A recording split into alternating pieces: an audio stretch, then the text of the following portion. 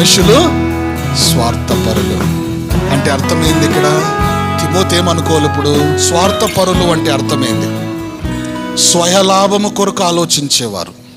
అంటే నా ఇష్టమే, నేను అనుకున్నదే, దేవుడు అనుకున్నది కాదు, నేను అనుకున్నదే, నా ఇష్టమే జరగాలి, నా మాటనే నెగ్గాలి, నేను చెప్పిందే జరగాలి. దీన్ని ఏమంటారు?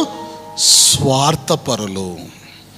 ఎదుటవారు ఏమైనా కానీ, ఎదుటవారు ఎలాగైనా పోని, నా మాట నెగ్గాలి, నేనే గెలవాలి, నా ఇష్టమే నెరవేరబడాలి, నా ఇల్లు, నా ప్రాణము అంతే, ఇంకా నాకు ఎవరు అవసరం లేదు. అలాగైపోయిందండి కాలము. ఎవరి కొరకు ఎవరు ఆలోచన చేయటం లేదు. ఈరోజు అందరూ స్వార్థంగా ఆలోచన చేస్తున్నారు. తనకు ఇష్టమైనట్లు ఎవరైనా ఉంటేనే వాళ్ళు నీకు ప్రేమ, నాకు ఇష్టమైనట్లు ఎవరు ఉండలేదనుకో వాళ్ళు నాకు శత్రువులు. అంటే ఇది స్వార్థం కదా? స్వార్థం కదండి. నీకు ఇష్టమైనట్లు ఎందుకు ఉండాలి? నువ్వు అనుకున్నట్లు ఎందుకు బ్రతకాలి? నువ్వు అనుకున్నది ఎందుకు వినాలి? నువ్వేం సేవకుడివా? నువ్వేం దైవజనుడివా? నువ్వు ఆత్మ కలిగిన వారివా? ఎందుకు మనం అలాగ ఆలోచించాలి చెప్పండి? అందుకే సంఘములో ఉన్న తిమోతికి అర్థం చేసి చెప్తున్నాడు. ఈరోజు సంఘములో కానీ అదే పరిస్థితి. చాలామంది పెద్దలు ఉంటారు, ఆ పెద్దలు ఎక్కువ ఉన్నప్పుడే టెన్షన్ వచ్చేది. ఈ సంఘాలలో ఎక్కువ పెద్దలు ఉంటారు కదా, ఒక పెద్ద అంటాడు నేను చెప్పిందే తీరంటాడు, ఇంకొకడు అంటాడు నేను కానీ పెద్ద కదా, నేను చెప్పిందే జరగాలంటాడు. ఇంకొక పెద్ద ఏమంటాడంటే నేను కానీ మీలో మూడో వాడిని కదా, నేను చెప్పిందే నెగ్గాలి, లేకుంటే ఇంక నేను వదలనని అంటాడు. గ్రూపులు అయిపోతాయి, ఒకరు విమర్శించుకోవడం, స్వార్థంగా సంఘమును నడిపించాలనుకుంటా ఉంటారు చాలామంది, స్వార్థంగా ప్రజలను అనగదొక్కాలనుకుంటారు చాలామంది. దేవుని ఆత్మతో ఆలోచించేవారు ఎవరు లేరు, దేవుడు చెప్పినట్లు వినేవారు ఎవరు లేరు. స్వార్థమైన ఆలోచనతోనే. అంతెందుకండి, దేవుని యొద్దకు వచ్చేవాడు మనము కానీ స్వార్థంగానే ఉంటాం. దేవుని యొద్దకు వెళ్తే మనవన్నీ అనుకున్నవన్నీ నెరవేరుతాయని అనుకుంటారు. ఇది కానీ స్వార్థమే కదా. నువ్వు దేవుని దగ్గరికి ఎలాగ రావాలి? నువ్వు అనుకున్నవి నెరవేర్చుకోవడానికి వద్దు, అవసరం లేదు, ఆయన నెరవేరుస్తాడు. ఆయనకు తెలుసు ఏమి నీకు ఇవ్వాలి, ఏం చూసుకోవాలి, ఆయన చూసుకుంటాడు. నువ్వు ఆయన దగ్గరికి ఎందుకు రావాలి? ప్రభువా నీ కొరకు నేను ఏం చెయ్యాలో చెప్పు, నిన్ను మహిమపరచడానికి నేను వస్తున్నాను. దావీదు ఏం చేశాడండి? ఒక ఘోరమైన తప్పు పని చేశాడు. అంటే దేవుడు ఉన్నాడని కానీ భయం లేకుండా ఏం చేశాడు దావీదు?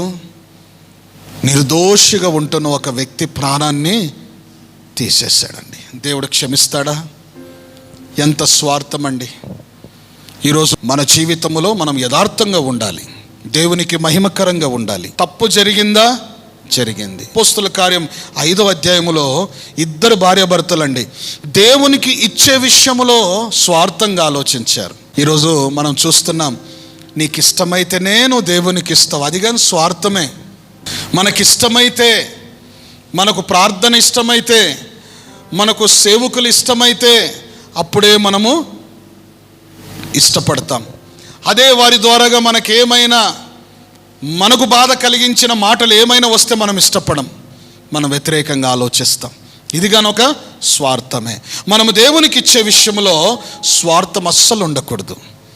నిస్వార్థమైన వ్యక్తులు దేవునికి ఇచ్చినప్పుడు ఆయన కానీ నీకు 100 పంటను నీకు అందిస్తాడు.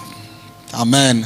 ఎదుటవాని మేలు కొరకు మనం ఆలోచించాలి, ఎదుటవారి క్షేమము కొరకు మనం ఆలోచించాలి. అందరూ స్వార్థపరులే.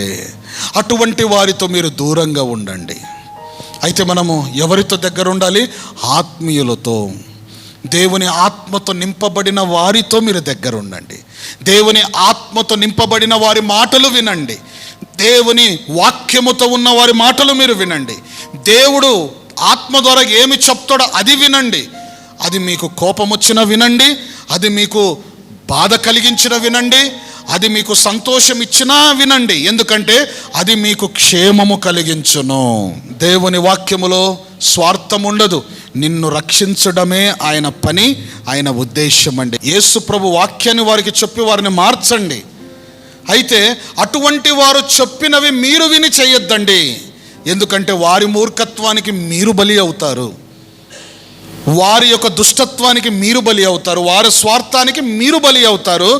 మీరు చెడిపోయేది చూసి వాళ్ళు ఆనందిస్తారు బాగా.